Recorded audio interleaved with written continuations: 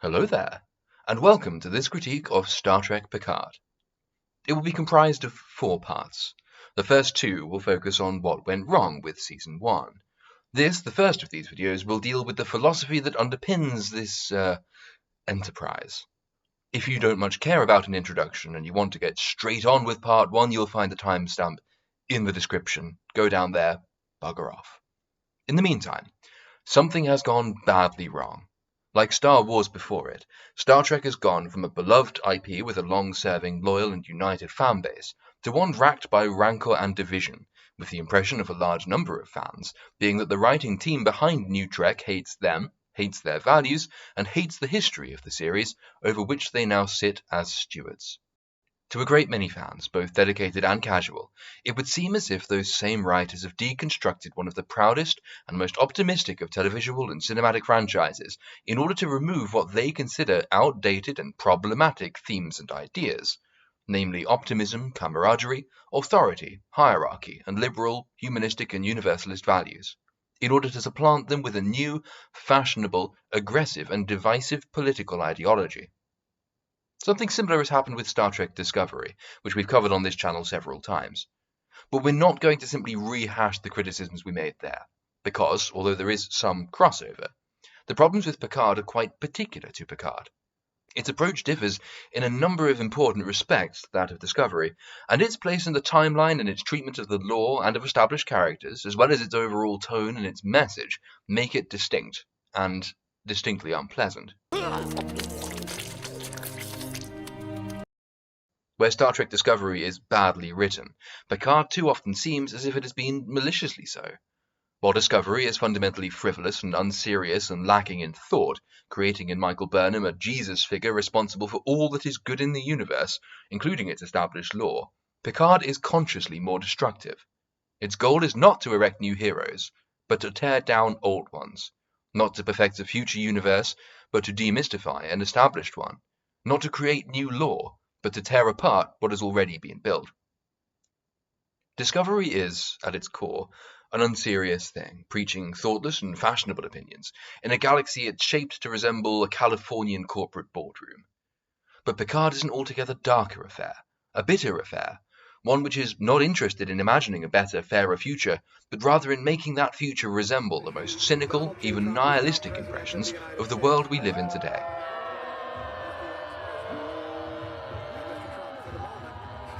It is, in short, the antithesis of everything Star Trek once stood for. More than that, its goal has, so far, been to deconstruct everything Star Trek once stood for, from the utopian ideals of the Federation to the moral character of one of its most admirable idols, Picard himself. In this video, we'll explore the why and the how the writers of NuTrek have not only abandoned, but sought to tear down the philosophy of the old. I think it's worthy not just of a review, but of a thorough exploration and explanation, because Star Trek Picard really is one of the best examples of its type. Plenty has been said and written about the way Star Wars, especially The Last Jedi, took as its goal the ruination of itself, especially in the willing and deliberate destruction of Luke Skywalker. And I think this is a more important cultural moment.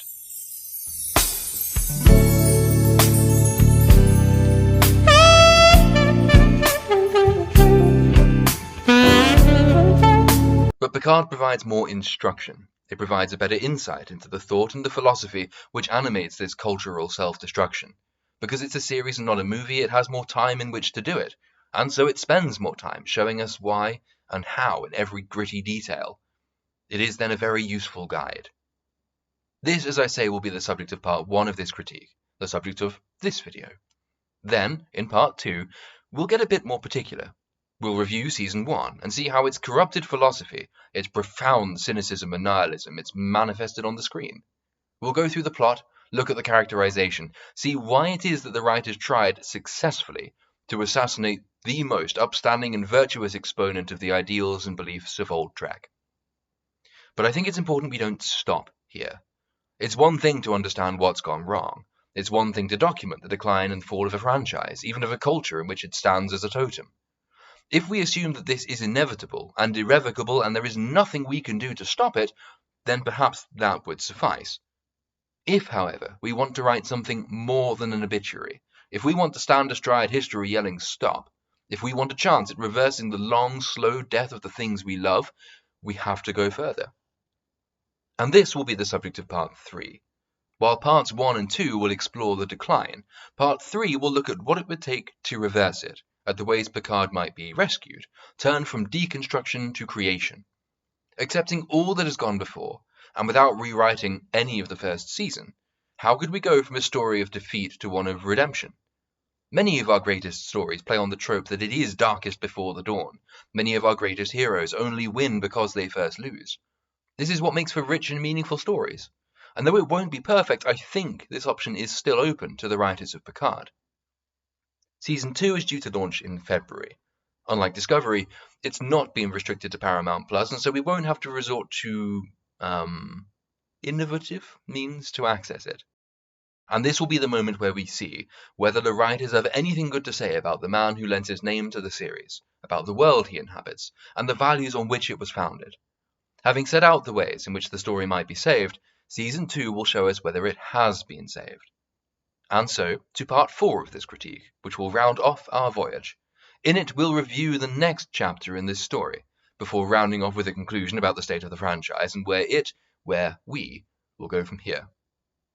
If this all seems ludicrously niche, if you're a casual Star Trek fan, dimly aware of all this context, but questioning whether you do or should care enough about it to stick with this video, and especially if you do care, but worry that I'm some uber fan who'll sacrifice the common, the approachable, in favor of a deep dive into the lore, I completely understand, and I want to assure you I am one of you.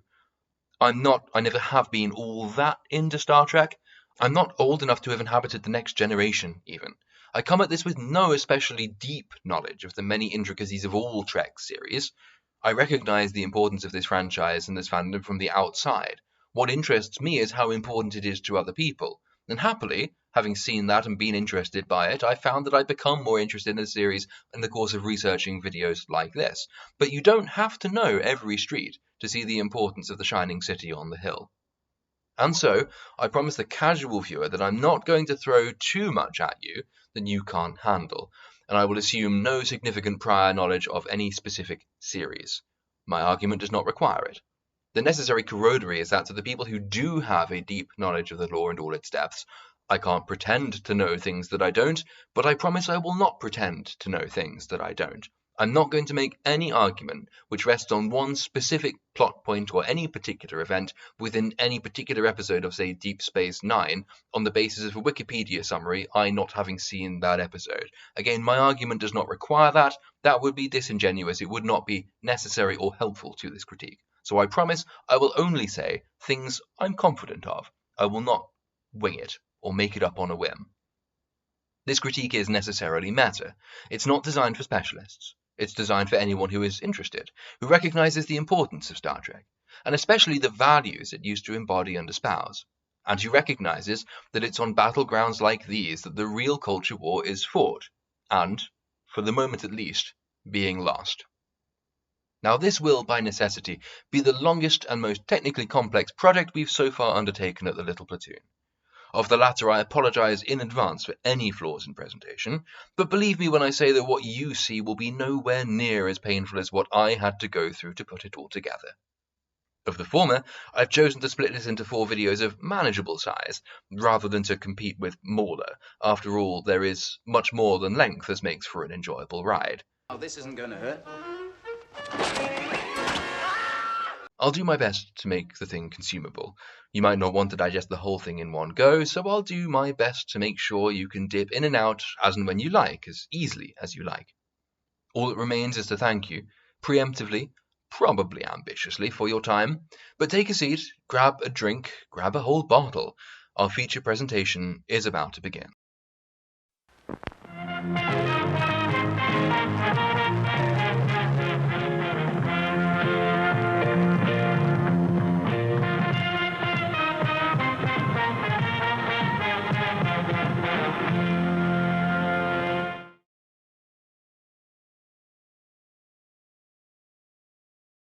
I've decided to open not with the dissection of the plot and the character, but rather with the philosophy that underpins Picard. In all honesty, it was something of a toss-up. But I thought I'd begin with the philosophy because it's important to understand at the outset the premise, the mindset that animates Picard. It's important to know what it is the writers thought was their purpose in creating it, what they were trying to achieve with it. In turn, that'll aid our understanding of the plot. This isn't, in fact, a badly written series. Alright, it's not great, but unlike, say, Star Trek Discovery, my impression has been that what really sticks with people after watching Picard is not in fact flaws of technique, inaccuracies, inconsistencies, plot holes, storylines dreamt up by gender studies graduates given exciting new pills by their therapists, but rather it's the feeling evoked by Picard. You don't, I didn't anyway, come away from it thinking, this series is written by idiots who think I'm an idiot. I came away from it thinking that the writers had actually achieved what they set out to do. They were in fact distressingly competent. The problem is not with their delivery, it's with what they were trying to deliver. It's with what they wanted to accomplish. It's with the beliefs they applied to the series. There are two types of people, and two ways of looking at the world. They are rooted in your attitude toward human nature. The always brilliant Thomas Sowell first framed these as the constrained and the unconstrained visions, which Steven Pinker reformulated then as the tragic vision and the utopian vision, and Sowell has more recently taken to calling the unconstrained vision the vision of the anointed. I lay all these out because I might use the different monikers for the same concept as and where euphony demands it. But the basic distinction is this. The tragic vision, as embodied in writers like Thomas Hobbes, Edmund Burke, Adam Smith, Friedrich Hayek, Alexander Hamilton, holds that certain undesirable facets of human nature are indelible, immutable, and permanent. We are a self-interested species, whose innate selfishness is only tempered, and only sometimes, by moral, ethical, and altruistic considerations. We are not purely rational beings. We do not always see sense. We are, to use the biblical formulation, fallen, and no idealized or utopian system can change that. Moreover, no such idealized or utopian system can work, precisely because it cannot change that. The analogy here is with the inevitable collapse of any system based on central economic planning. Human nature trumps the system, and the system cannot ever account for the manifold expressions of our nature, the interplay of our selfish desires, the incentives some of us see and some of us do not. It is then far better to defer matters of state, wherever possible, to the local level, because no systemic thought or political imposition could ever match what arrangements grow up naturally between peoples who must, if we're to live together, strike all manner of strange and particular compromises between ourselves. There's no heaven on earth. There is no final solution. Paradise is not meant for us. The utopian vision, by contrast, or the vision of the anointed, takes the precise opposite view. It conceives of human nature as being fundamentally good, and where it's flawed, moldable, malleable. According to this vision, it is not only possible but desirable to strike for ideal solutions. Life is not a bitter, grubby compromise between people of base and unchanging natures. It can be shaped by those with the vision of the anointed. It can be made better for the people. And if the people don't immediately see how it's better for them, well, then they should be made to. Rather than devolving matters to the local level, people with the unconstrained vision believe that in an ever-growing and unpredictably changing number of areas, decision-making should be centralized wherever possible. The type of tradition which underpins local institutions, born as it is of minute and specific and local bargaining over acceptable trade-offs, can never give birth to the kind of progress necessary in a developing society. The impetus for drastic social change often, and some of these people would say it must, come from a few at the top. You've got to do better, Senator. You've got to step up. Albeit it will be realized by the many at the bottom once they've been awoken to their true best interests or otherwise liquidated out of existence. Man is, after all, morally perfectible. The distinction broadly maps onto the difference between political leftism, what Americans infuriatingly and wrongly call liberalism, and political conservatism.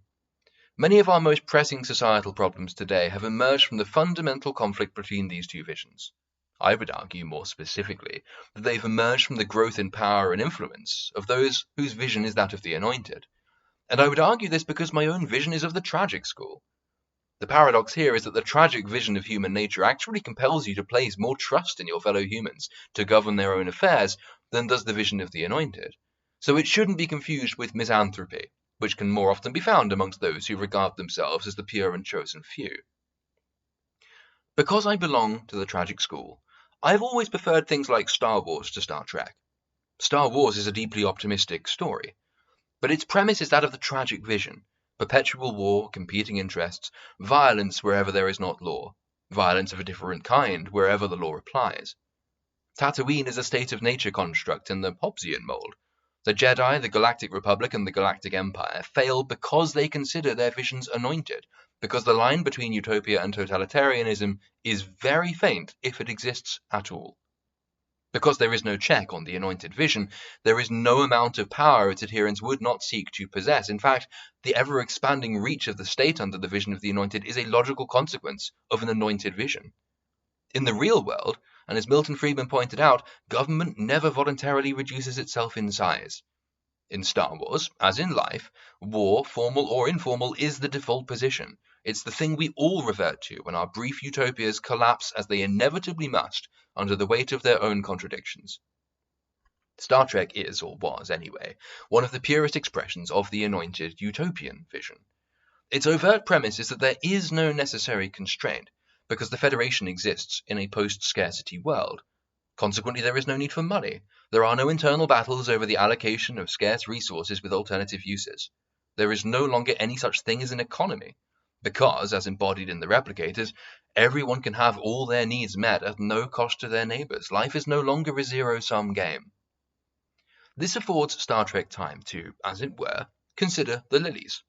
Though it does not lend itself to any particularly successful career, and believe me, I know, I've done degrees in this subject, history has still known very few poor philosophers.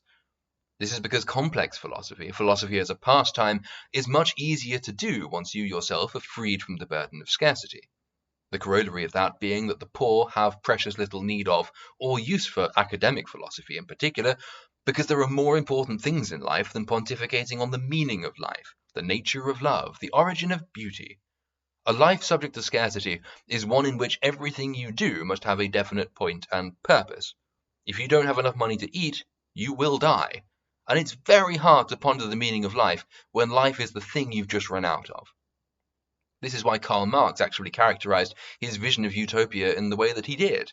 Freed from scarcity, from the need to trade your labor in exchange for subsistence, the new man in Marx's post-state utopia can hunt in the morning, read in the afternoon, and be a cultural critic in the evening.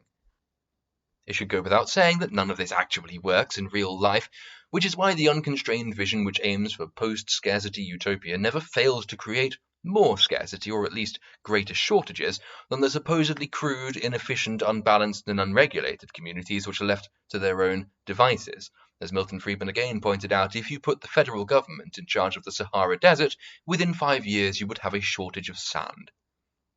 But Star Trek assumes that this is possible, and that's fine. Oscar Wilde wrote in the 1800s that automation and technology would make this kind of post-scarcity world possible, and so create a kind of socialism that, in his own words, frees man of the sordid necessity of living for others, one of those famous Wildean paradoxes. George Orwell, much more of a tragic man in vision, if not in life, thought this was very silly, and he was right. But since it's bad form to dispute an hypothetical, we can grant Star Trek its premise. Moreover, we can grant that and accept that this premise is what allows Star Trek to do what it does, or used to do, very well.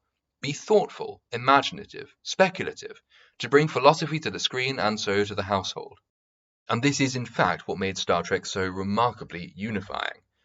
It was never apolitical. It was always out on a particularly progressive wing. People who tell you that the problem with NuTrek is simply that it is political, I think have missed this point, or rather that it takes political stands. It's always told some of society things that part of society might not have wanted to hear. I've said before elsewhere that if there was one show ripe for the wokeification we've seen in Star Trek Discovery, for instance, it was Star Trek. It's had its divisive moments all throughout its history. I've touched on these in previous videos. No, its politics were not necessarily unifying, but what has made it unifying is all that stems from its utopian premise, which posits a world in which we collectively, as a species, have overcome what might seem now to be irreconcilable differences. In this post-scarcity world, our world is united. Our world has united with other worlds.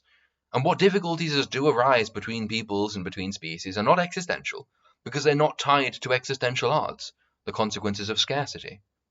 It didn't even do too much to detail the specifics of how this was achieved, as to do so would have required a kind of manifesto making overt and definite political prescriptions, ideological prescriptions, party-affiliated prescriptions. It would never have been able to attain its popularity, universal acclaim, had it done this. Old Trek dealt with present injustices thematically and morally, more than politically. It left you in no doubt that it saw racism, for example, as a thing to transcend, and it showed us what was desirable about a world that had transcended racism. But it never really entered contemporary politics as such. Kirk and Spock were never on the ballot in any election. They never gave any impression that they wanted to be. It did not say, to achieve this vision you must vote in this way for that candidate, for that platform. The answers it gave us were moral, more than they were political, and so it avoided being cast in posterity as a factional work. This is how it can be remembered with equal fondness by people today, whether they vote left or right, Republican or Democrat, or neither. And in so doing, it showed that an imperfect form of its utopia was indeed achievable on this earth in our lifetime. Whatever talking heads and demagogic politicians may tell you, there is really very little that separates most Republicans from most Democrats today on the old civil rights questions. America has grappled more violently than most with issues of race and equality, and as a consequence has emerged, not without its lingering animosities, but as a society that has done more to overcome these same divisions than any other country on earth. It's common to emphasize the work we have still to do, or to invent work that doesn't need doing, or to pretend we haven't done work that we objectively have. But if you mapped modern society against Gene Roddenberry's vision, you'd find the remarkable thing about it is how much the two overlap, and not what remains in juxtaposition. Because Star Trek achieves this kind of unity, what threat remains in the universe must be, by extension, external to us. I'd contend that the need for a threat anyway is a concession to the tragic vision. The Next Generation was never as popular as when it introduced the threat of the Borg, Jean-Luc Picard having been a little bit unpopular for a part of the Next Generation's early run, precisely because full-time philosophers are the most irritating people alive. Believe me, I know them. These people will pontificate in their ivory towers and not even notice the forest of Fangorn moving. Because the threat must be external, it must come from outside, the premise and the message of Star Trek must, by extension, be unifying. This is a franchise that ran throughout the most turbulent periods of the Cold War, in times when American society, never mind the global society, had never been more starkly divided.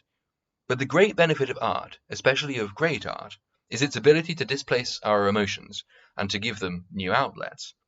Aristotle called this catharsis, and since we're doing a little bit of philosophy at the moment, and since I did a whole dissertation on the morality of art, I'll say as a brief aside that this is arguably another instance of the constrained versus the unconstrained vision. Plato, after all, completely agreed with Aristotle that art could do these things, but where Aristotle saw it as a moral, psychological, societal, and even medical benefit, Plato saw it as profoundly immoral. He banished not just poets, but all mimetic artists from his ideal republic, because the ability of art to marshal our passions was the potential for art to lead people away from the true path. It is, after all, hard to get people to follow the one true God, when Homer's gods are just so much more entertaining. Writers of modern film and TV, Star Trek Discovery, for example, should take note. It's not message or story. Message requires story. You can be as passionate, as sincere, as earnest as you like, but if you have no story to tell, people won't listen. They may indeed switch off. I don't doubt that the writers of Star Trek Discovery believe they have very important things to say, but the audience would much rather see the simpler moral tales of the original Star Wars and the Avengers than be lectured at by insufferably passionate queer dance theory graduates. This is what Old Trek at its best did well. It was its point, its singular achievement. The fact that I prefer Star Wars and the stories it tells does not mean I think Star Wars tells all stories in all genres in all ways, accomplishes all things art could and should accomplish. It doesn't mean I think all other sci-fi should be Star Wars. Star Wars and Star Trek show us different things. They aim for different things, and they accomplish different things by their different approaches, and this is exactly how it should be. When it comes to Star Trek Picard, this is precisely how it isn't. Picard has, quite consciously, looked at the next generation, at the world it depicted, at the values that underpinned it, and said, "No, sir, no mercy." And this isn't a mere contention, this isn't me reading nefarious intent into a series just because I don't like its politics, about which more in due course. Rather, it's been said overtly. Patrick Stewart himself, who insisted on some element of creative control, never a particularly good idea, said explicitly that he had no interest in returning to the role unless it had something new to say. And by new he meant political, and by political he meant quite specifically something which could convey his own dissatisfaction with contemporary society and the political choices made within it. Well more than half of the population of the United Kingdom wants to stay in the European Union. Admiral Picard, with all due respect, and at long last, shut the fuck up. Now, I'll say again that Star Trek has never been apolitical. It has always taken political stands.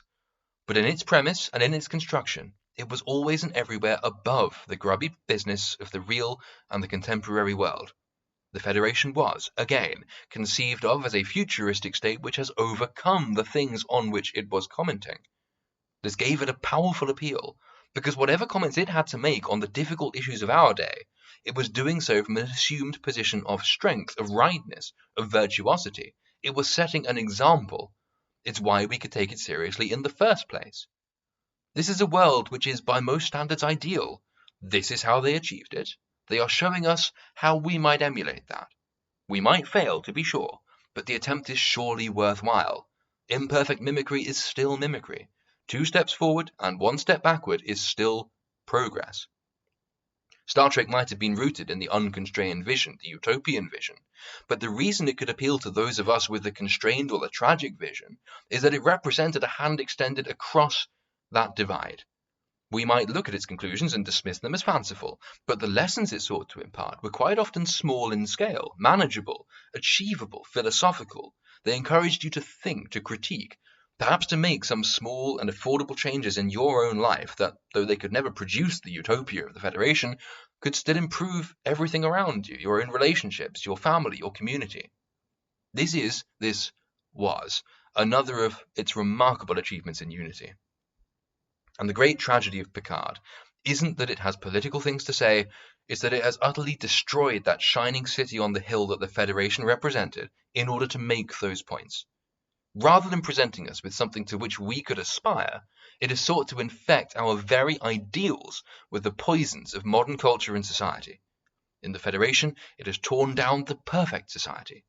In the character of Picard himself, it has deconstructed, figuratively and literally at the close of Season 1, that society's strongest advocate, the embodiment of everything it represented, its envoy, its principal ambassador, the man whose job it once was to go to primitive worlds and show them that they could overcome their bitterest grievances, not by war, not by force of arms, not by bloodletting, vicious prejudice and violence, but with a cool head, a measured voice, the application of their minds and their reason and their rationality.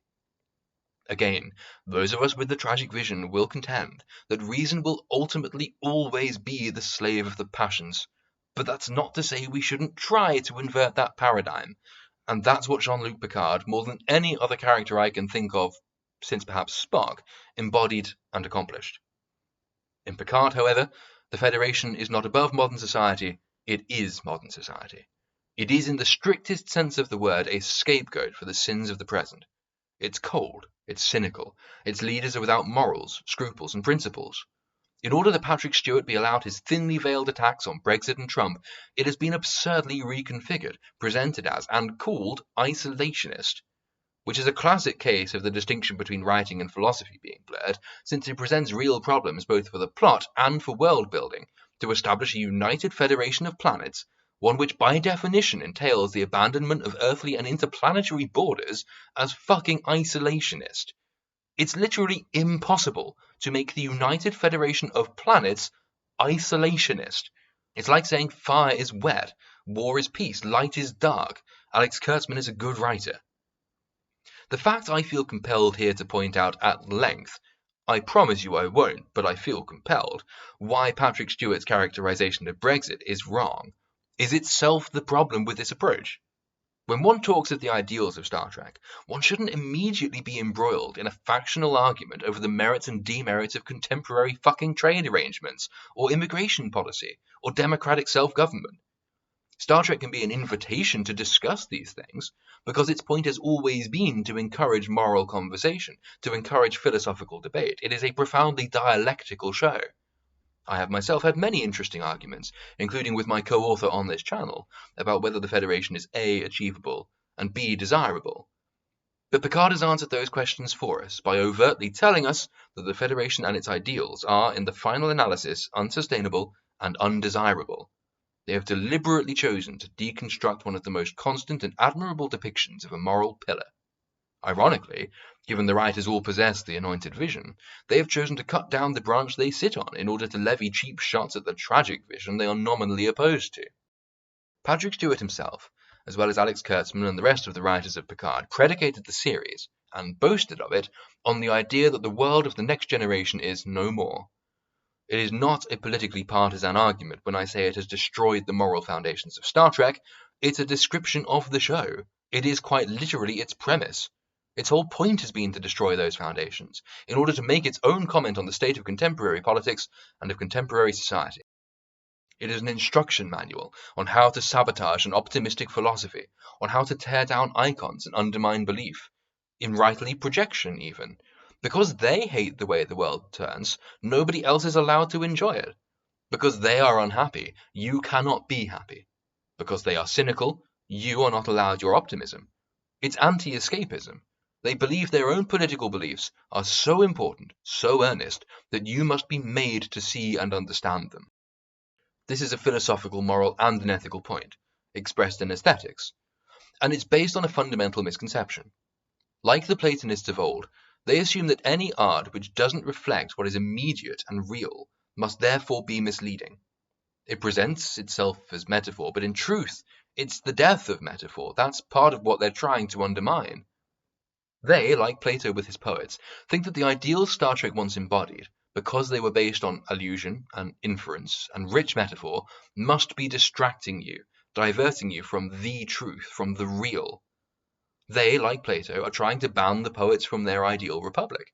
Like Plato, they see in art's ability to harness and release our emotions something that is at best useless and at worst positively harmful. The real tragedy of this approach is that it so profoundly misses the point. It fails to understand what old Trek did, what it accomplished, and what it was for. For if they had remembered or cared about any of this, they'd have seen that it's possible to comment on the real world without reducing fiction to the mundane. They'd have known that they could make points about the present day without bringing Star Trek back to it. They'd have understood that the optimism of the 24th century can better answer the problems of the 21st century than the anger, bitterness, and resentment of the 21st century can answer 24th century problems.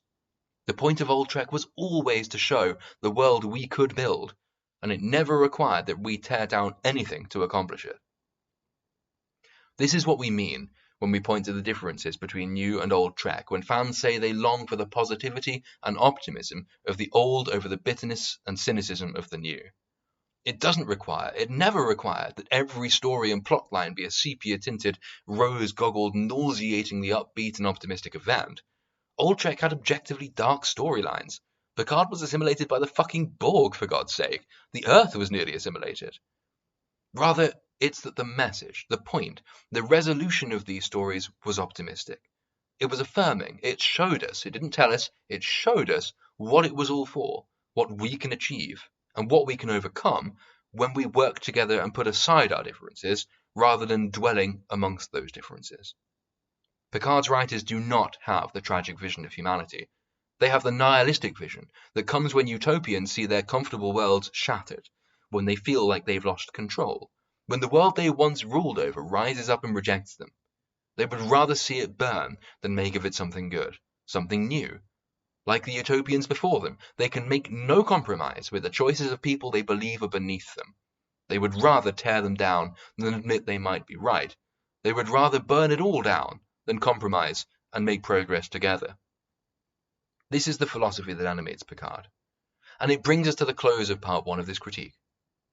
In part 2, which I hope to publish next weekend, and which will hopefully be a little bit more cheerful because we can at least try and find something to mock in the plot of Picard, we'll take a look at what all this means in practice and how it's represented on the screen, in the plot, and in the characters of Season 1. This video has been necessarily abstract, for which I apologise, but the next one will, I hope, be tangible. I hope you've enjoyed what you've heard so far, miserable though it is. If you've made it to the end, let us know what you think in the comments below. I'm not just saying that, we really do read every comment we get on this channel, and as you'll see if you go through our comment sections, we respond to pretty much all of them, or at least as many as we possibly can. Your voice, your opinions, your advice, your recommendations really do matter to us. There are lots of people in the comment sections under these Star Trek videos that I know for a fact know a huge amount more about this franchise than I do, and I very much appreciate all your knowledge and everything you've shared with us so far. If there's something you'd particularly like us to explore relating to the plot or the characters of Picard, let me know, and I'll do my best to address that in part 2. If there's anything about the start and the presentation of this video you think could be improved on for part 2, likewise, let me know. But for now, I'm signing off. See you next time.